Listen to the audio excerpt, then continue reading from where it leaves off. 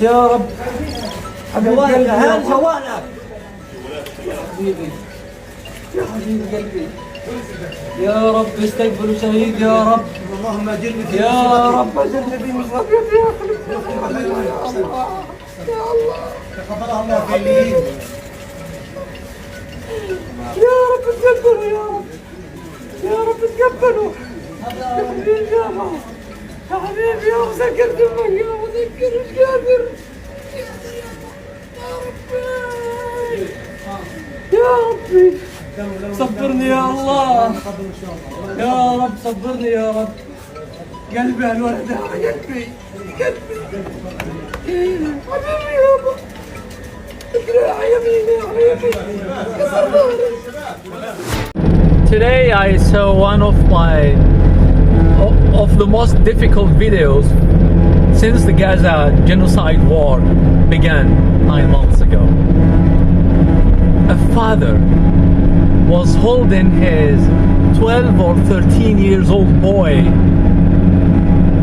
who was just killed by an Israeli bombardment today in al-Burayj in Gaza.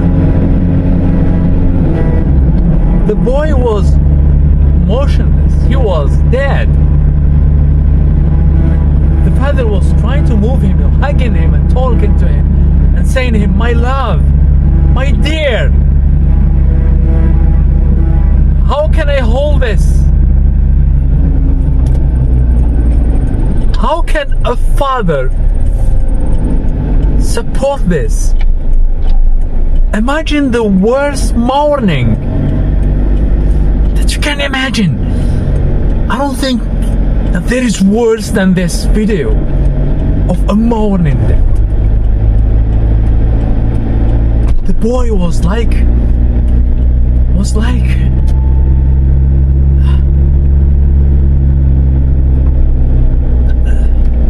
dummy, like his limbs were moving everywhere. He was just dead, covered with blood. Because Israel just killed him in cold blood. Yes, in cold blood. Because when you drop a bomb on a building and you know there is a 13 years old in that building, they have the technology, they have an infrared technology to know exactly how many people are in each building before they bomb them. It's artificial intelligence. So when you drop a bomb in a building, on a building where you know there is a 13 years old boy, this is a cold blood killing.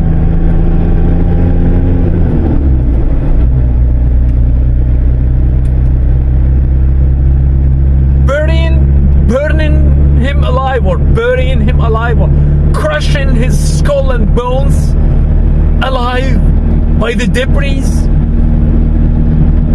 This is a cold blood killing of a 12 years old boy, one among 15,000 children already killed in Gaza so far.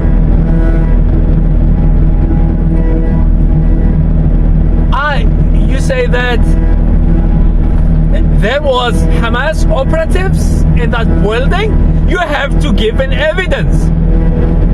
Yes, the killers, it's up to the killers to give the evidence, not up to the victims to prove that they were victims.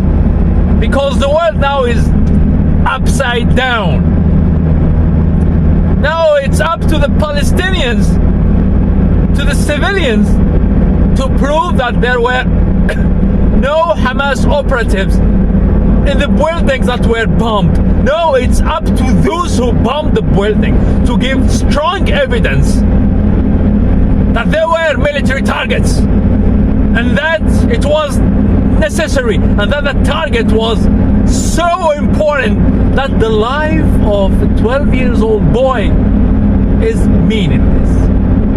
That it can be considered as collateral damage. A big commander who commits a war crime. Not a commander who attacked militaries who were besieging Gaza on October 7th.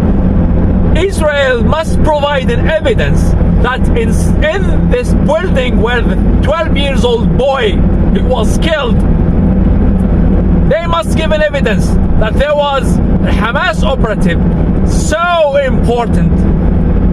So the life, this 12 years old boy can be considered as a legitimate collateral damage.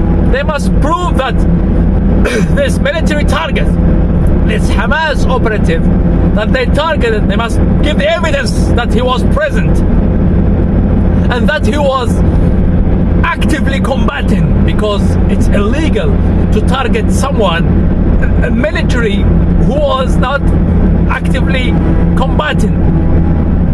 They must give an evidence about his presence, and they must give an evidence about his importance. They must give an evidence that he commit atrocities, intentional atrocities against civilians in October 7th.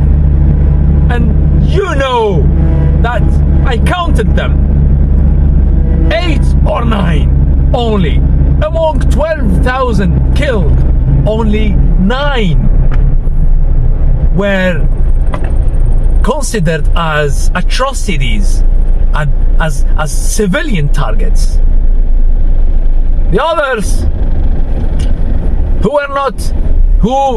whose Israel refused to show the videos, because among thousands of videos, thousands of hours of videos from the GoPros and CCTV cameras on October 7th, Israel showed only 20 minutes or 40 minutes, I forgot, showing 9 crimes, 9 crystal clear crimes, where militants, we don't know if they were Israelis who were smuggling, like, were disguising like Palestinians. We don't know. An investigation must be done to prove it. 9 crystal clear crimes against civilians. The others, 1,200, and the 300 civilians confirmed killed that day. An investigation will prove that the vast majority were killed by the Hannibal Directive, where Israel bombed the houses in the kibbutzes to kill the hostages and the captors at the same time, to cancel the hostage taking. 3% of the killed on October 7th were children. This cancels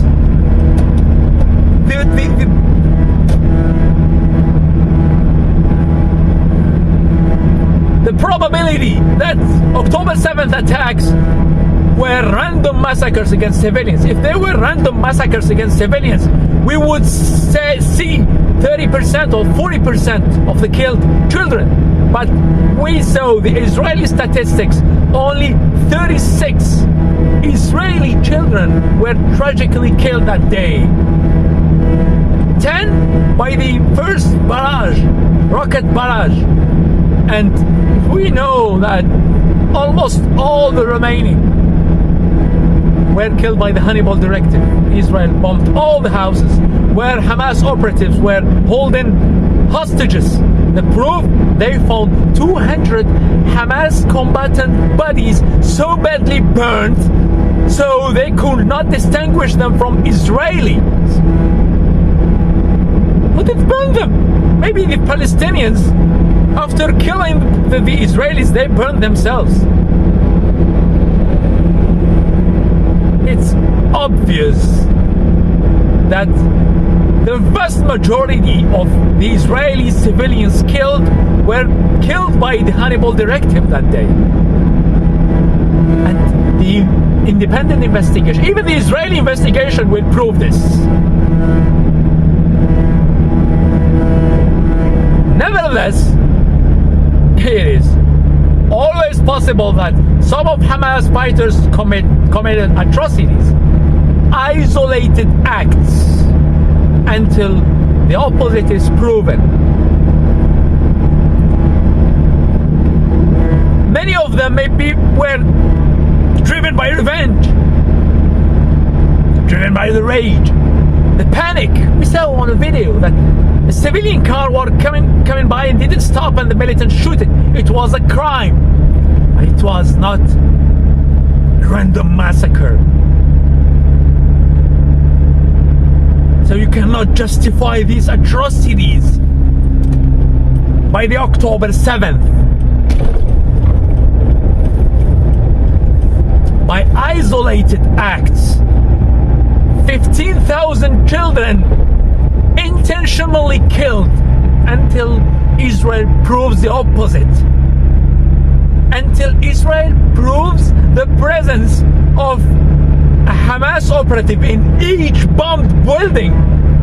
All the 15,000 Palestinian children killed so far were deliberately targeted. End of story.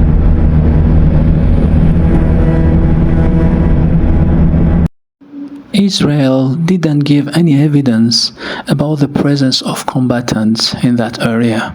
And even if they were present, it must give an evidence that they were armed and in a combat position while they were targeted.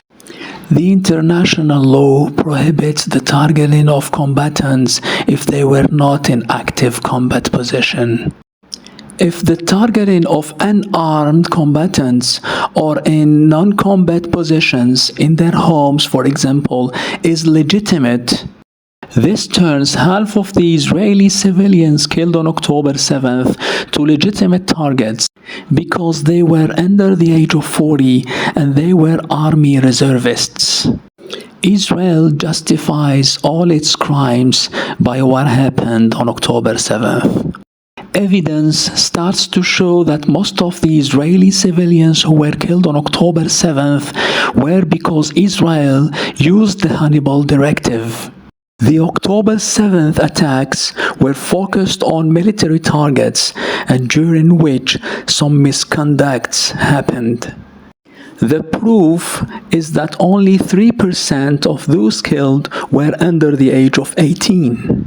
10 were killed during the first rocket barrage, and most of the remaining were killed when Israel used the Hannibal Directive. Only a handful of misconducts allegedly committed by Palestinian combatants during the October 7th were documented. Israel amplified those misconducts to make the world believe that the attacks were focused on civilians. Only an independent investigation will prove who was responsible on those isolated misconducts. Palestinian combatants or Israeli agents disguised as Hamas squads.